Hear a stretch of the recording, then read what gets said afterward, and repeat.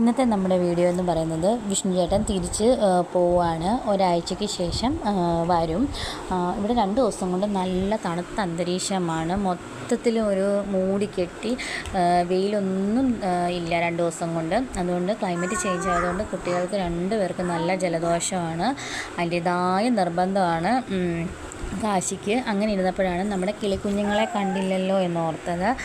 നോക്കിയപ്പോഴത്തേക്കിന് 2 കിളിക്കുഞ്ഞുങ്ങൾ നേരത്തെ പൊന്നൂസ് വീഡിയോക്കകത്ത് കാണിച്ചിട്ടുണ്ടായിരുന്നു. ഇപ്പോഴും 2 കുഞ്ഞുങ്ങളെ കാണാൻ പറ്റുന്നുള്ളൂ. മൊത്തത്തിൽ 5 മുട്ടയുണ്ടായിരുന്നു. ഇനിയും 2 എണ്ണം വിരിയാനുണ്ട്. അതിലൊരു കിളിക്കുഞ്ഞിന് ചെറിയ രീതിയിൽ തൂവലുകൾ വന്നു. നമ്മളെ കാണിക്കാൻ സമ്മതിക്കത്തതേയില്ല. അപ്പോഴത്തേക്കിനും കിളികൾ പറന്ന് വരും. അപ്പം ഒരു വഴക്കെല്ലാം കഴിഞ്ഞ് കാശി നല്ല ഉറക്കമാണ്. കാശി വയ്യാത്തതിനായി നല്ല നിർബന്ധമുണ്ട്. കാശി ഉറങ്ങിയ സമയം കൊണ്ട് ഞാൻ പെട്ടെന്ന് വിചാരിച്ചു കൊണ്ടുപോകാനുള്ള തുണികളെല്ലാം മടക്കി വെച്ചു. അവൻ ഉണർന്നു കഴിഞ്ഞാൽ സമ്മതിക്കത്തില്ല. പിന്നെ വിജയേട്ടൻ പോകാൻ ഇറങ്ങി.